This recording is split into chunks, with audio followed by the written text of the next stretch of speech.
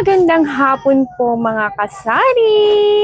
Hali kayo, samahan niyo po ako dito sa Resonance Hotel. Napakaganda nga po dito sa Resonance Hotel. Ayan, at sumaglit nga po ako dito. Nag-relax-relax po ako. Kasama ko yung aking anak. Kasi nga po, naka-check-in po yung aking pinsan at sila po ay mag-overnight po dito.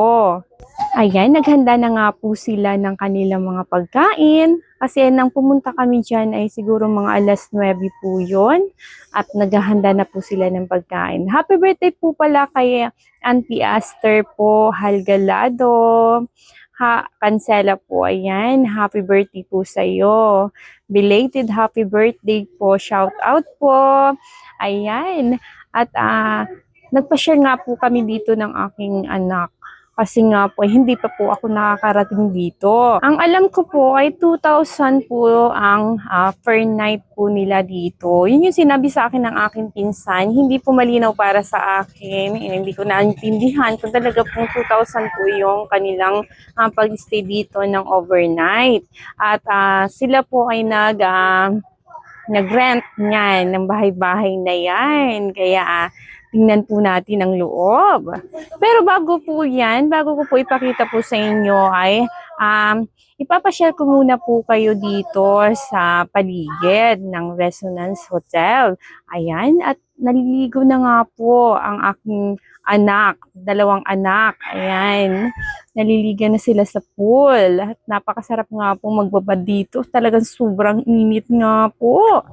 Ayan, habang lumalangoy sila, ay binidyohan ko nga po sila. Siyempre, hindi mawawala po dito yung dagat. Yun yung po ang napakaganda po dito sa Resonance kasi malapit lang po sa tabi ng dagat. Ay, at marami nga rin pong mga bato po dito. Ang gaganda po ng mga size ng bato po dito. Sa likod lang po yan ng kanilang resort. Ayan, kung gusto pong bumaba, ay pwede naman pong bumaba dyan. At may nadatnan nga po kami, may ilan-ilan pong naliligo. At meron din po nakatambay sa baba po ng batuhan.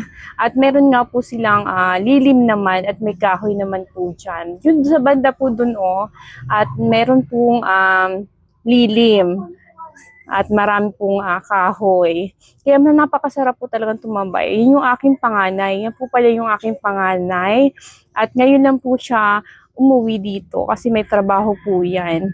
Nagtatrabaho po yan sa Sipukot. Ayan, ngayon lang po umuwi kasi sabi ko, may motor ka ay samahan mo ko pumunta doon sa ating pinsan kasi napakaganda po ng lugar na yan, yung resort. Ayan, at pinashare ko na nga po kayo at meron din po dito puno ng talisay at meron nga pong iba pa pong naka-check-in po dito. Ayan, talagang nagdala po sila ng kanilang duyan. At meron pong upuan dyan, tambayan po. Parang ayoko na pong umuwi. Kasi talaga pong napakaganda po ng lugar, ang hangin, ang fresh po talaga ng hangin.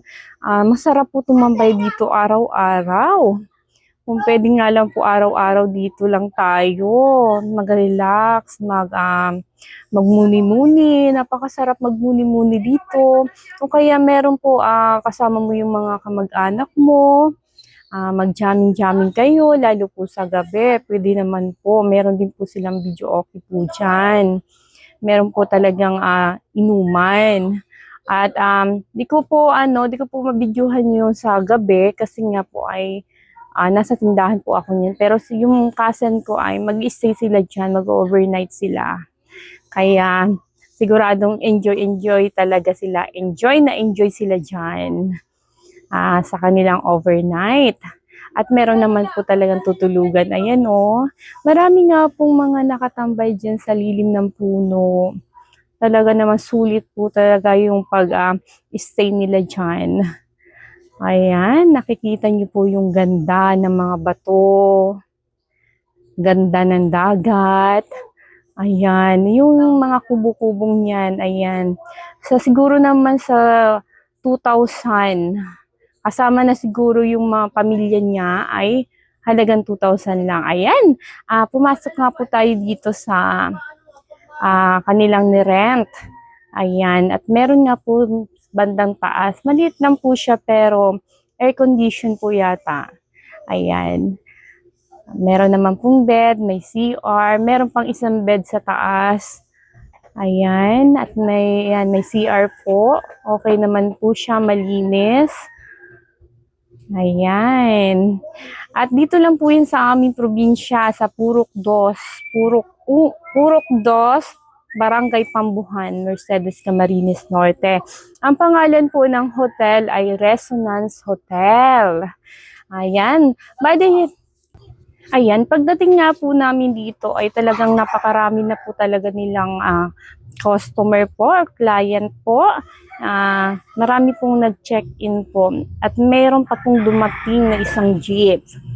Ayan, at meron naman po sa kabila yung resort naman ng Baybayin at ano pa ba yung isa? Hindi ko matandaan yung isa. Baybayin at Resonance Hotel and Hotel Moco. At meron din naman dito sa kabila, meron din naman resort dito sa may bandang Ilog. Meron din po dyan. Ayan, inakyat ko po kayo dito. Oh.